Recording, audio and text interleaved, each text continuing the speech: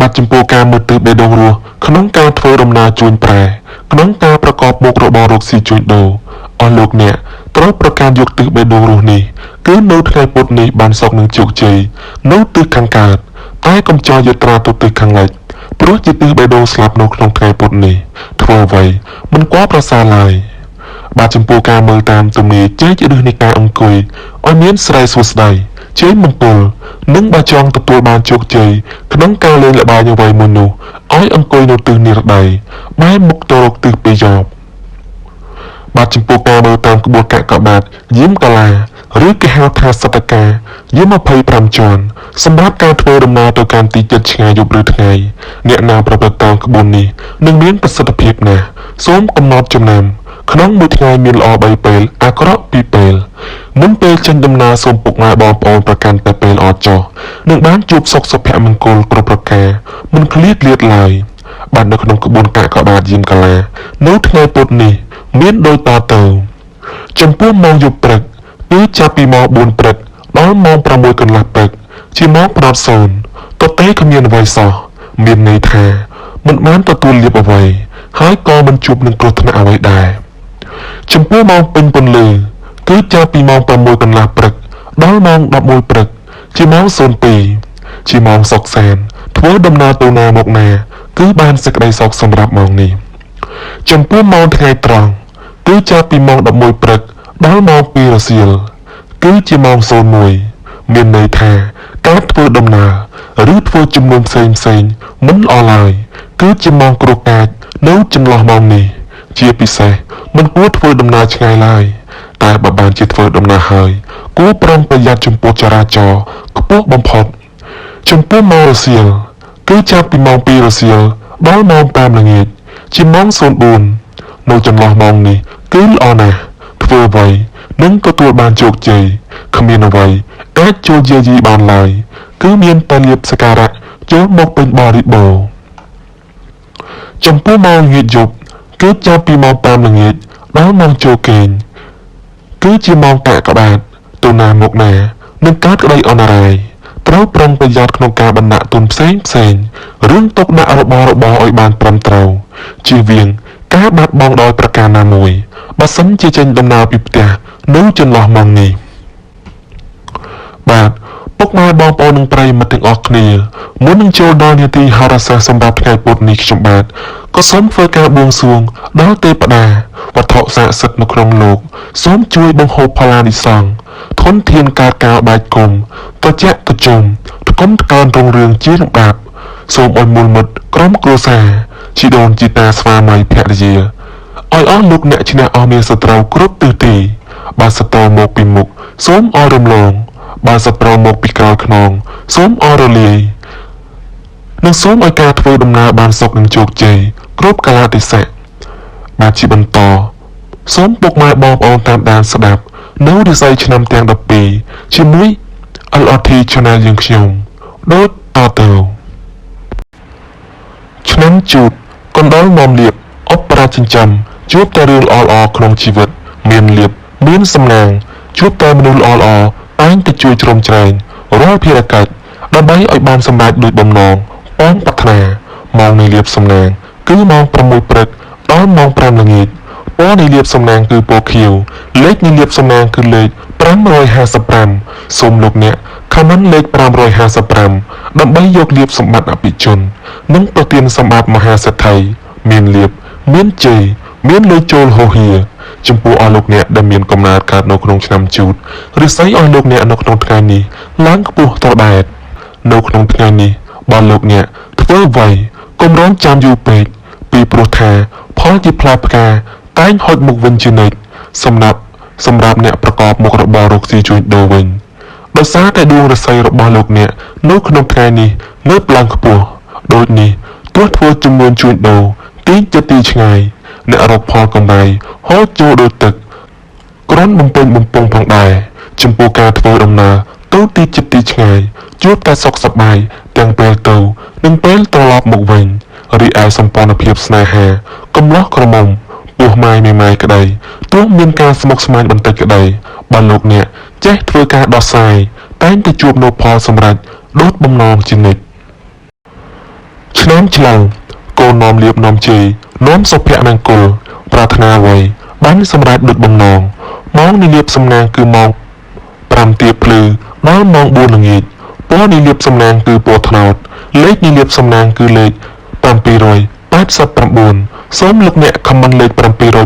789ដើម្បីយកលៀបសម្បត្តិទេពតាទ្រព្យនិងប្រទានសម្បត្តិមហាសិទ្ធិ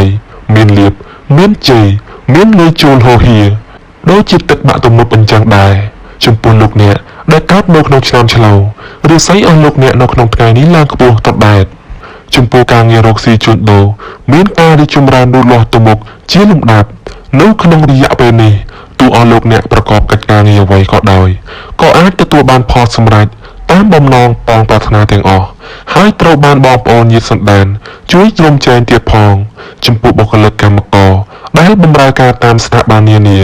នឹងទទួលបានការកោតសរសើរព្រមទាំងការយកចិត្តទុកដាក់ពីសំណាក់ថៅកែឬចៅហ្វាយនាយក្រៅពីនេះបើលោកអ្នកមានដំណើរកំសាន្តទៅទីណាមកណាគឺប្រកបតែសេចក្តីសុខសាន្តសានទាំងពេលទៅនិងពេលត្រឡប់មកវិញចំពោះគូស្នេហ៍គឺមានភាពលោកលើនឹងគ្នាណាស់ឆ្នាំខាលខ្លាសថៃចិញ្ចឹមមានបញ្ញាឆ្លៀសវៃមានគំនិតភ្លឺថ្លាហើយអនាគតខ្លាចជាអ្នកមានទ្រព្យសម្បត្តិស្ដុកស្ដម្ភម៉ោងនៃលៀបសំណាងគឺម៉ោង7ព្រឹកដល់ម៉ោង6ល្ងាចពណ៌នៃលៀបសំណាងគឺពណ៌ប្រផេះលេខនៃលៀបសំណាងគឺលេខ777សូមលោកអ្នកខមមិនលេខ777ដើម្បីយកលៀបសម្បត្តិមហាសេដ្ឋីមានលុយជូលហូហៀដូចទឹកភ្លៀងធ្លាក់ពីលើមេឃចំពោះលោកអ្នកដែលកើតនៅក្នុងឆ្នាំខាលរាសីអស់លោកអ្នកនៅក្នុងថ្ងៃនេះស្រត់ចុះ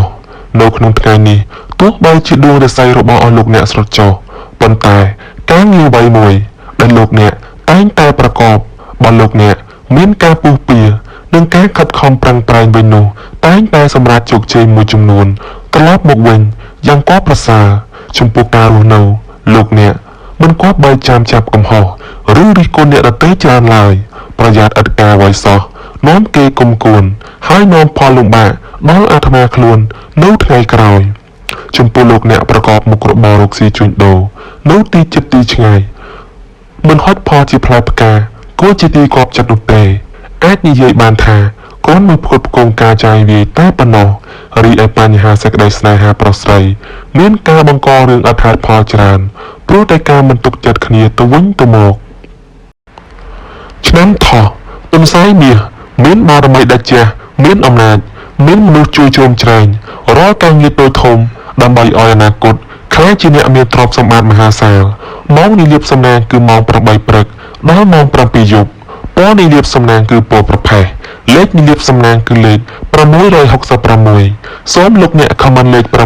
666ដើម្បីយកលៀបសម្បត្តិកហបតីជាន់ខ្ពស់មានលៀបមានជ័យ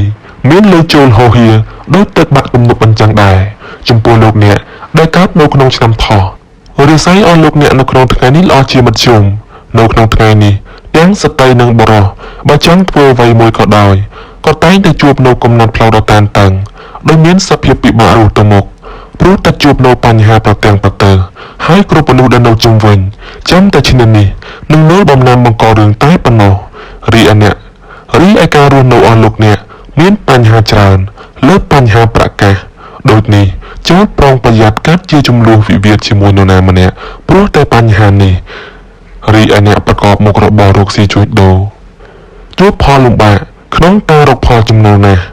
ហើយការជួញដូរទីជិតទីឆ្ងាយជួបតែភាពប្រតាមរក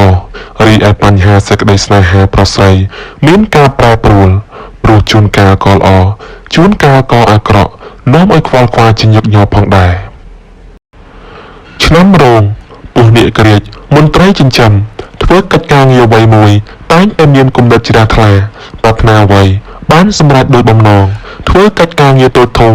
មានតែអ្នកជួយគ្រប់គ្រងទំនុកបំរុងសពគ្រប់បែបយ៉ាងម៉ោងនៃលៀបសំណាងគឺម៉ោង8ព្រឹកដល់ម៉ោង10យប់ពណ៌នៃលៀបសំណាងគឺពណ៌ទឹកក្រូចលេខនៃលៀបសំណាងគឺលេខ123សូមលោកអ្នកខមមិនលេខ123ដើម្បីយកលៀបសម្បត្តិអុកញ៉ាបារមីទេពតាស្ដេចនាគសៀចេញភ្លាមនឹងនាំសំណាងល្អចំពោះលោកអ្នកដែលកើតនៅក្នុងឆ្នាំរោងរាសីអស់លោកអ្នកនៅក្នុងថ្ងៃនេះល្អជាមធ្យម ចំពោះការងាររកស៊ីជួញដូរមានការរីកចម្រើនលូតលាស់ទៅមុខជាបណ្ដានៅក្នុងរយៈពេលនេះដែរជួនចិត្តប្រសើរជាងជួនឆ្ងាយព្រោះការដើរហើរផ្លូវឆ្ងាយបើមិនបានជួបគ្រោះអាក្រក់នោះទេក៏នឹងបានព្រមតែបាត់ដៃទៅទេនឹងនាំរឿងក្តៅក្រហាយចូលផ្ទះវិញតែប៉ុណ្ណោះហើយបើសិនជាបានចូលរួមកម្មវិធីផ្សេងចូលរៀបចំអាកប្បកិរិយាឲ្យបានសមរម្យទើបមិនអាប់អោនដល់កិត្តិយសខ្លួនឯងរីឯបញ្ហាសេចក្តីស្នេហាកំណោះក្រមុំមេម៉ាយពោះម៉ាយសូមប្រុងប្រយ័ត្នមនុស្សទី3ចូលមកអុចអាលឆ្នាំម្សាញ់ពោះទេវតាចិញ្ចឹម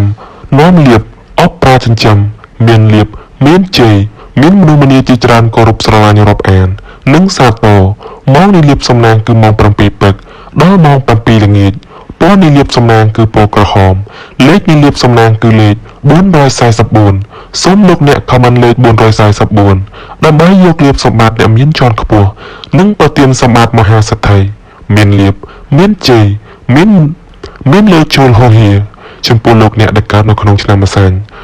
រាសីអស់លោកអ្នកនៅក្នុងថ្ងៃនេះស្រត់ចុះនៅក្នុងថ្ងៃនេះទោះបីជាដួងរាសីរបស់អស់លោកអ្នកស្រត់ចុះប៉ុន្តែការងារអ្វីមួយដែលលោកអ្នកតែងតែប្រកបបើលោកអ្នកមានការពុះពៀនិងការខិតខំប្រឹងប្រែងវិញនោះតែងតែសម្រេចជោគជ័យមួយចំនួនត្រឡប់មកវិញយ៉ាងក៏ប្រសើរចំពោះការរស់នៅលោកអ្នកមិនគប្បីចាំចាប់កំហុសឬរិះគន់អ្នកដទៃច្រើនឡើយប្រយ័ត្នឥតការអ្វីសោះនាំគេគុំគួនហើយនាំផលលំបាកដល់អាត្មាខ្លួននៅថ្ងៃក្រោយចំពោះលោកអ្នកប្រកបមុខរបររកស៊ីជួញដូរនៅទីជិតទីឆ្ងាយមិនហត់ផលជាផ្លែផ្កាគួរជាទីគប់ចិត្តនោះទេអាចនិយាយបានថាកូនមួយផ្គត់ផ្គង់ការចាយវាយតែប៉ុណ្ណោះរីឯបញ្ហាសេចក្តីស្នេហាប្រុសស្រីមានការបង្ករឿងអត់ហេតុផលច្រើនព្រោះតែការមិនទុកចិត្តគ្នាទៅវិញទៅមកឆ្នាំមមីសេះនាំលៀបនាំជ័យនាំសុភមង្គលប្រាថ្នាអ្វីបានសម្រេចដូចបំណងហើយអនាគតคล้ายដូចជាអ្នកមានទ្រព្យសម្បត្តិសុខស្ដំម៉ោងនៃលៀបសំណាងគឺម៉ោង8ព្រឹកដល់ម៉ោង6ល្ងាចពណ៌នៃលៀបសំណាងគឺពណ៌ក្រហមលេខនៃលៀបសំណាងគឺលេខ333សូមលោកអ្នកខមមិនលេខ333ដើម្បីយកលៀបសម្បត្តិសម្ពោលួងបារមីទេពតាស្ដេចនាគនិងប្រទានសម្បត្តិមហាសេដ្ឋីមានលៀបមានជ័យមានលើជូលហោហៀចំពោះលោកអ្នកដែលកើតនៅក្នុងឆ្នាំមមីរាសីអស់លោកអ្នកនៅក្នុងថ្ងៃនេះល្អជាមធ្យមចំពោះការងាររកស៊ីជួញដូរមានការរីកចម្រើនលូតលាស់ទៅមុខជាបណ្ដានៅក្នុងរយៈពេលនេះដែរជួនចិត្តប្រសើរជាងជួនឆ្ងាយព្រោះការដើរហើរផ្លូវឆ្ងាយបើមិនបានជួបគ្រោះអាក្រក់នោះទេក៏នឹងបានត្រឹមតែបាត់ដៃទៅទេនឹងនាំរឿងក្តៅក្រហាយចូលផ្ទះវិញតែប៉ុណ្ណោះហើយបើសិនជាបានចូលរួមកម្មវិធីផ្សេងចូលរៀបចំអាកប្បកិរិយាឲ្យបានសមរម្យទើបមិនអាប់អោនដល់កិត្តិយសខ្លួនឯងរីឯបញ្ហាសេចក្តីស្នេហាកំណោះក្រមុំមេម៉ាយពោះម៉ាយសូមប្រុងប្រយ័ត្នមនុស្សទី3ចូលមកអុចអាល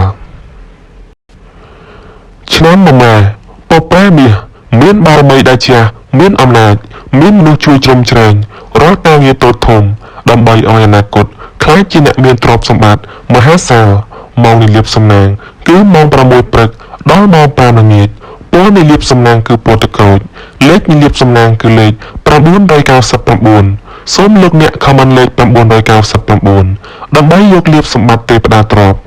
មាសប្រាក់កៅកងបារមីទេវតាស្ដេចនាគសៀចេញភ្លាមនឹងមានសំណាងល្អនិងប្រទានសម្បត្តិមហាសេដ្ឋី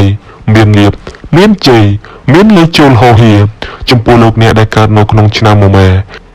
រាសីអស់លោកអ្នកនៅក្នុងថ្ងៃនេះល្អជាមធ្យមនៅក្នុងថ្ងៃនេះទាំងស្ត្រីនិងបុរសបើចង់ធ្វើអ្វីមួយក៏ដោយ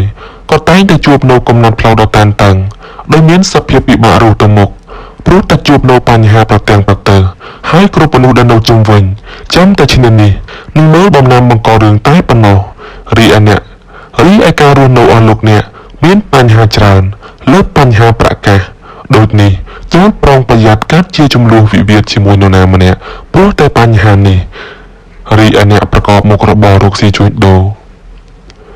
ជួបផលលំបាកក្នុងការរកផលចំណូលណាស់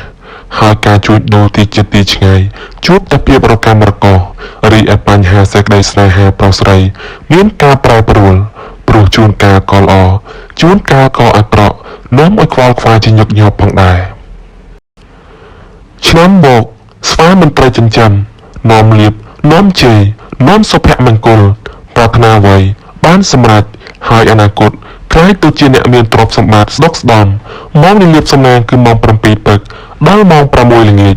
ពណ៌នៃលៀបសំណាងគឺពណ៌ស្វាយលេខនៃលៀបសំណាងគឺលេខ 111 សូមលោកអ្នកខមមិនលេខ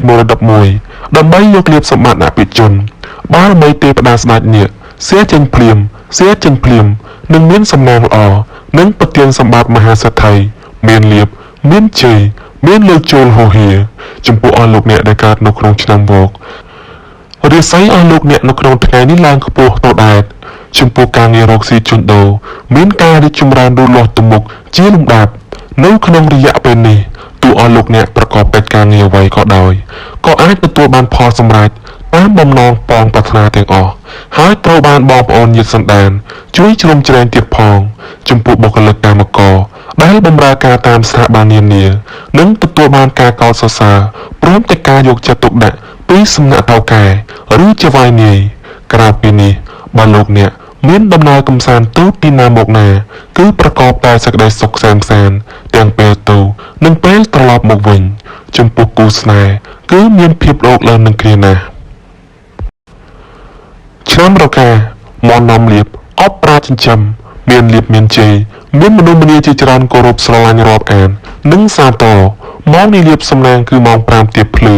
ដល់ម៉ោង 6 ល្ងាចពណ៌នៃលៀបសំណាងគឺពណ៌ស្វាយលេខនៃលៀបសំណាងគឺលេខ